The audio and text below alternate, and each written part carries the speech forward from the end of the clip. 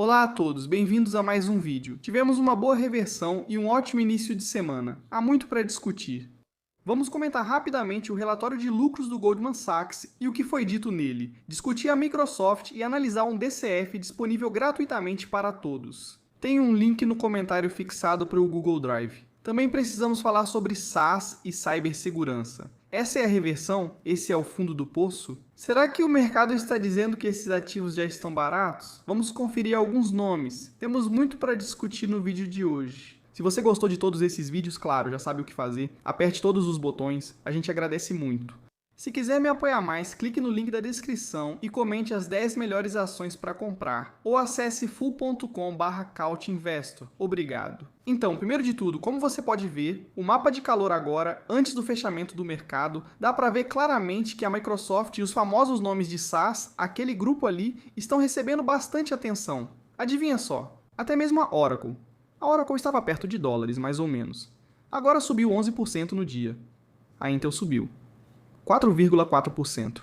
Então, definitivamente no que a gente chama de quê? Isso mesmo, cibersegurança, SaaS, até mesmo no segmento de NeoCloud. Estamos começando a semana com bastante força. Claro, não se esqueça que temos a SML, temos a TSMC divulgando resultados ainda esta semana. Então, é muito importante para todo esse setor de semicondutores e IA. Também teremos a Netflix divulgando resultados. Mas como você pode ver, as NeoClouds estão em alta hoje. Se olharmos para os semicondutores, a maioria deles também está em alta hoje.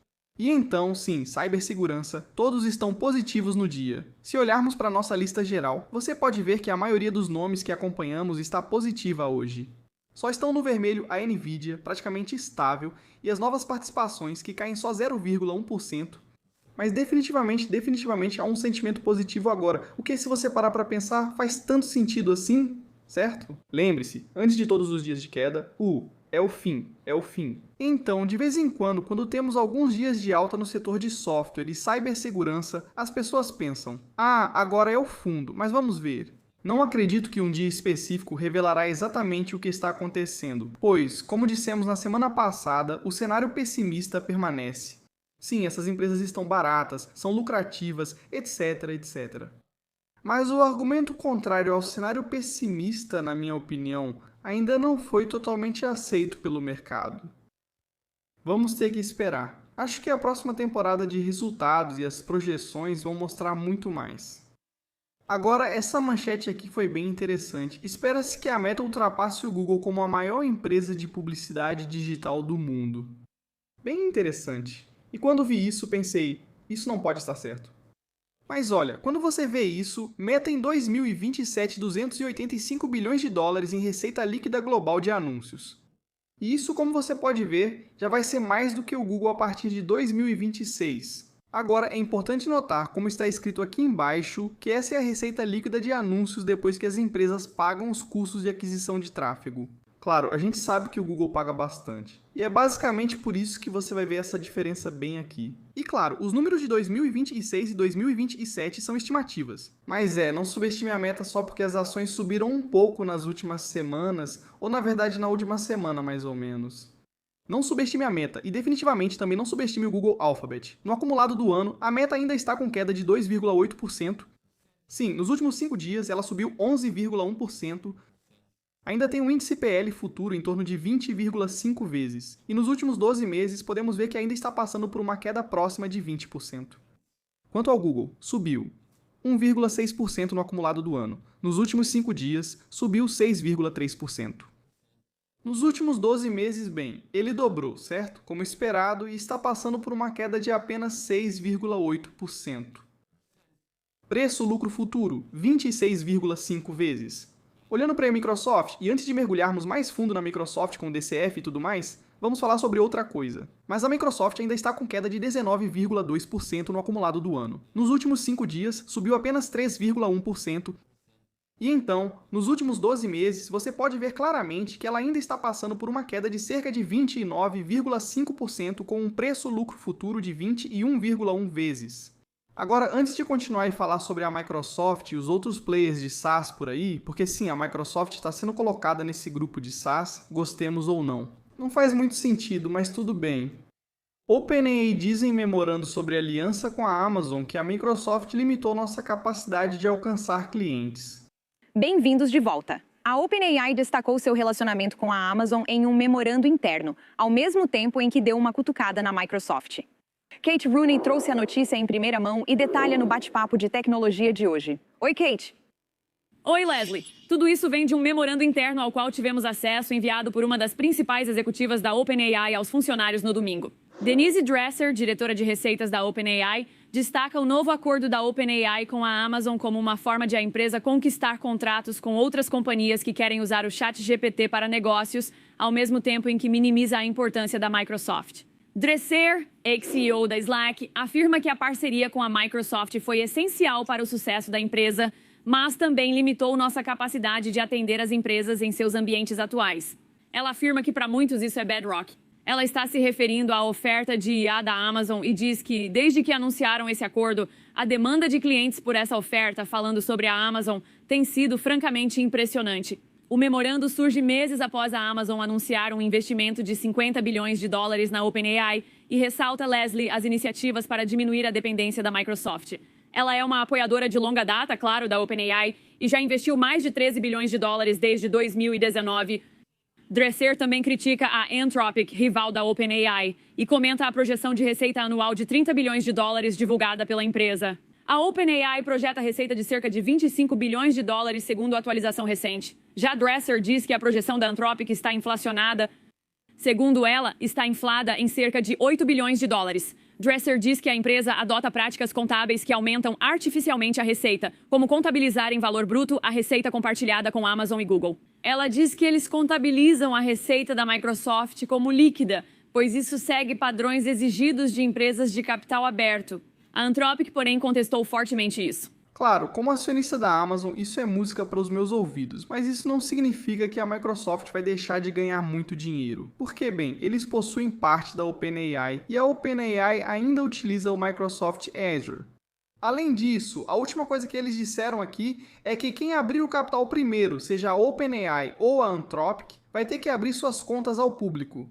E isso, meus amigos, vai ser muito interessante e muito importante para todo esse setor.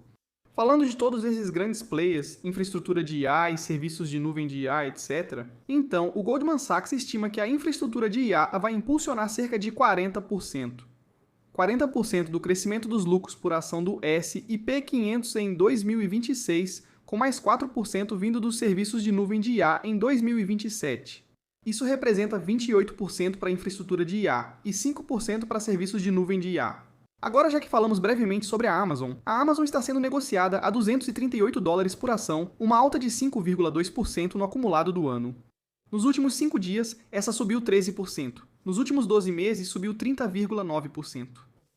E se você olhar para a queda, está apenas 6,2% abaixo do seu antigo recorde. Bem, sim, da máxima das últimas 52 semanas. Então, acredito que seja a máxima histórica. Mas a Amazon, se a gente continuar vendo essa aceleração no crescimento da AWS, como já vimos acontecer antes, se olharmos, por exemplo, para a receita trimestral da AWS, e vamos colocar aqui o crescimento da receita da AWS, podemos ver uma reaceleração sólida no crescimento. Se continuarmos vendo isso por causa, da Anthropic, por causa da OpenAI ou graças a esses dois players, eu realmente acredito que $300 por ação é simplesmente inevitável para esta ação. Passando para a avaliação da Microsoft. Então, com base no preço de hoje, cerca de $382 por ação, temos novamente aqui 3 cenários. E se olharmos para o valor justo ponderado pela probabilidade, ele está cerca de 10,1% acima de onde estamos agora.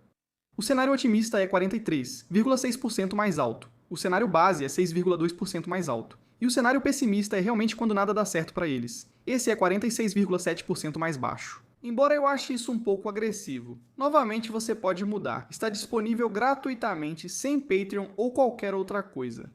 Basta clicar no joinha e se inscrever no canal, caso ainda não seja inscrito. Então, basicamente, essas são as minhas suposições. Cenário otimista, base e pessimista.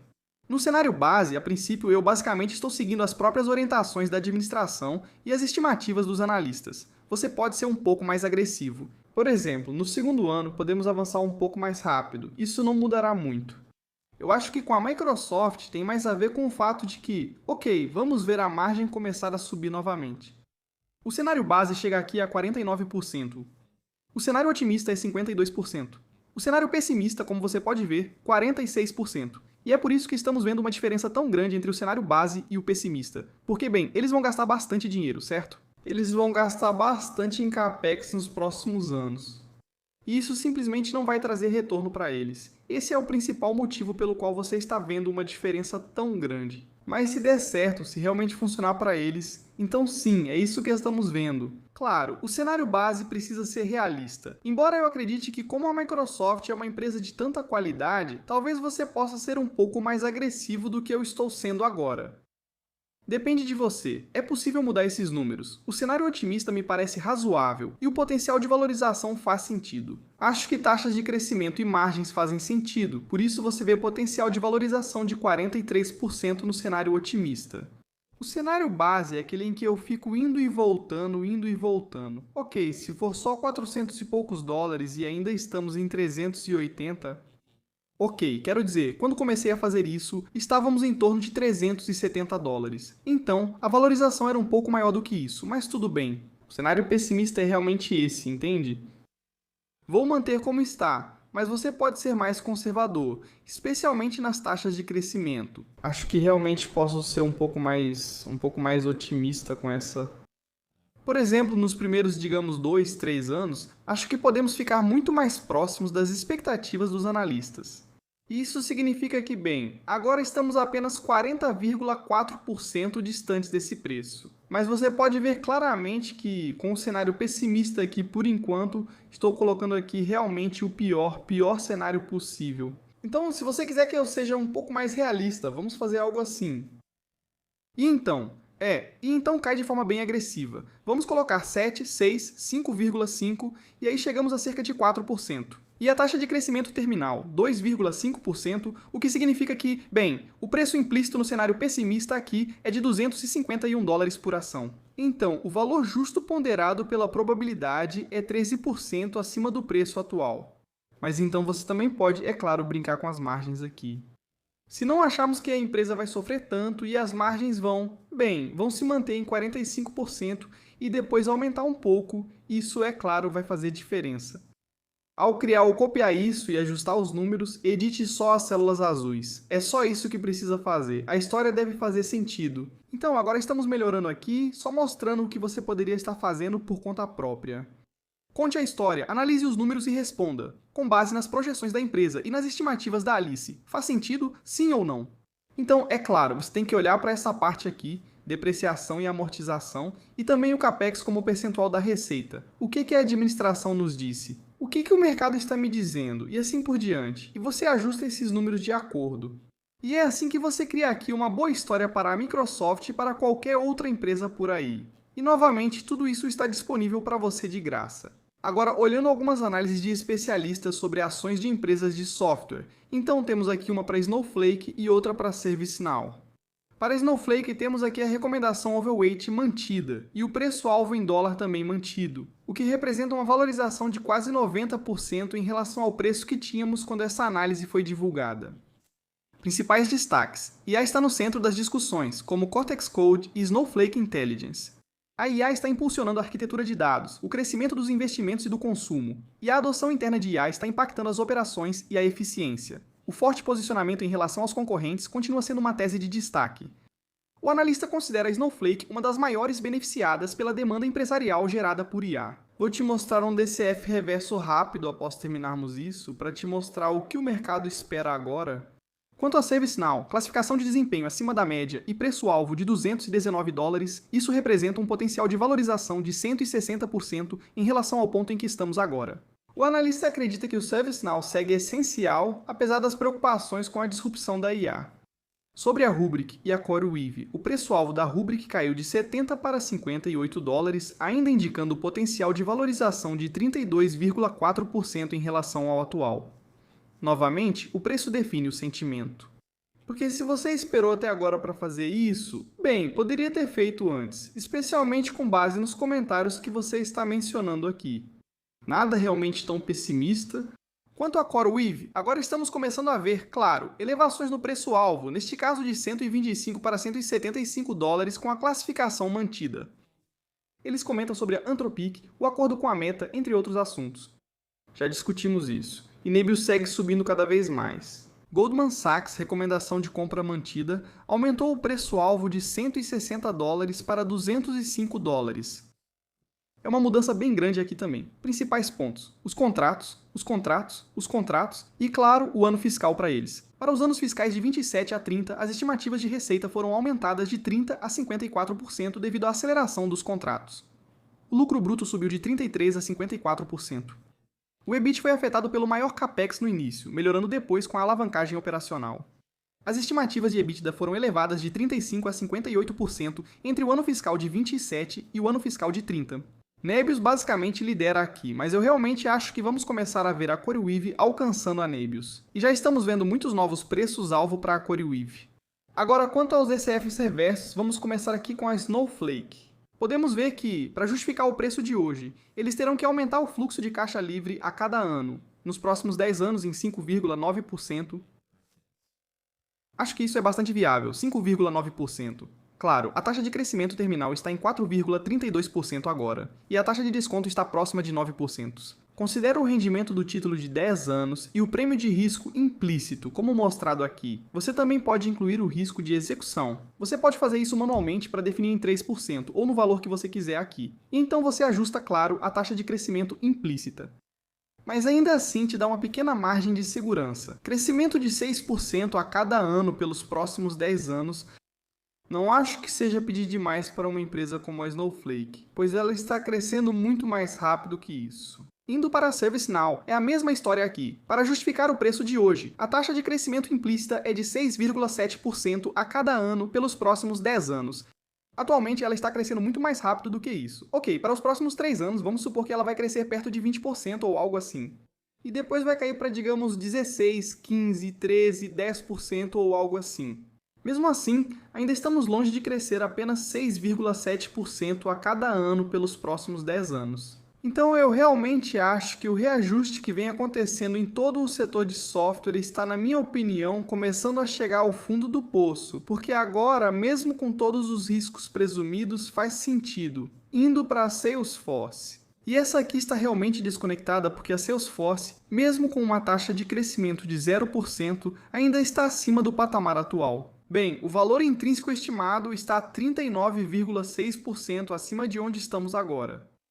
Agora você pode dizer, mas a taxa de crescimento terminal não faz sentido, então vamos pôr em 3%? Mesmo com 3%, ainda está muito acima de onde estamos agora. E mesmo se colocarmos uma taxa de crescimento terminal de 3%, taxa de desconto de 10%, mesmo com crescimento de 0%, nós estamos, ou deveríamos estar, 4% acima de onde estamos agora. Mas sabemos que a Salesforce está crescendo. Não está crescendo muito rápido, mas digamos 5%. Crescimento de 5% a cada ano pelos próximos 10 anos implicaria um potencial de alta de 50% no valor intrínseco com base nessas estimativas agora. Isso é bem interessante. Agora sabemos que no último ano a Salesforce caiu 32%, todas essas ações de SaaS caíram bastante. O que também sabemos é que a Salesforce está sendo negociada a um PL projetado de 12,8 vezes. A receita deve crescer cerca de 10,3% nos próximos 2 anos, e o lucro por ação também 10,5%.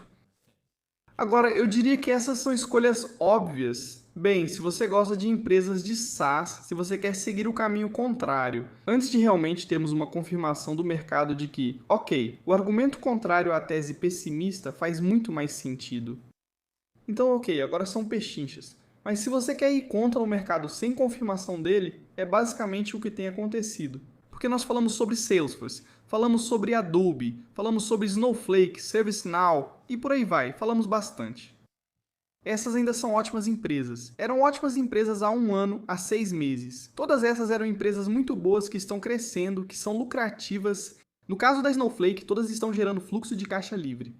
Mas no caso da ServiceNow, Salesforce e Adobe, margem super alta, muito lucrativas em termos de avaliação bem baixas.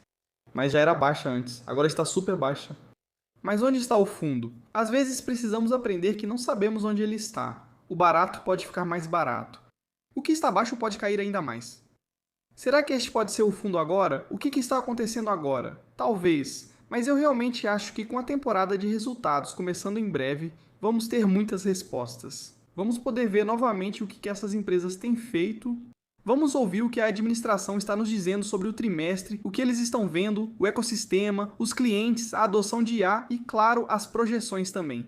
Em termos de risco e retorno, com base no que sabemos atualmente, no fluxo de caixa livre gerado por essas empresas, no que estamos vendo, tudo isso. Sim, no papel, todas essas são escolhas óbvias. Mas o mesmo aconteceu com a seleção belga com Mark Wilmots. No papel, éramos melhores. Bem, adivinha? No papel, ser melhor não significa nada. Você tem que ser muito melhor em campo. Por fim, o Goldman Sachs divulgou seus números trimestrais. O que eles nos disseram? Eles superaram as expectativas em receita e lucro por ação, registrando a segunda maior receita, o segundo maior lucro e o segundo maior lucro por ação da história. O trimestre foi impulsionado por recordes em ações, uma forte recuperação nas receitas de banco de investimento e força contínua em financiamentos e fluxos de patrimônio. Os principais pontos fracos foram o software fixo e o impacto negativo das soluções de plataforma, mas isso foi compensado pelo negócio principal. A administração afirma que o Goldman foi criado para vencer em mercados voláteis e seguir devolvendo grandes quantias de capital aos acionistas. Portanto, houve aumento na receita e no lucro por ação em todos os setores. As receitas cresceram 14% e o lucro por ação 24% em relação ao ano anterior. Retorno sobre o patrimônio líquido em relação ao patrimônio líquido tangível, 9%. 0,8%, o retorno sobre o patrimônio líquido tangível foi de 21,3%, lucro líquido de 5,63 bilhões de dólares, o segundo maior da história da empresa. Portanto, de modo geral, mais um trimestre muito bom do Goldman Sachs, que é um dos players mais fortes nesses mercados. Desempenho dos segmentos em resumo. Você pode ver aqui: Banco Global e Mercado, 12,74 bilhões de dólares. Gestão de ativos e patrimônio, pouco mais de 4 bilhões. E então solução de plataforma, apenas 411 milhões de dólares.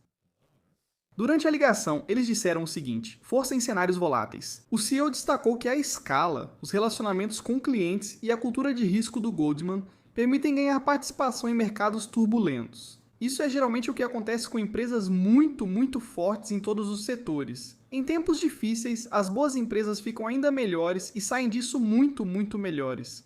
O backlog de mestrado segue forte. Após um ótimo trimestre de consultoria, a administração afirmou que o backlog permanece robusto. Os temores sobre crédito privado são exagerados.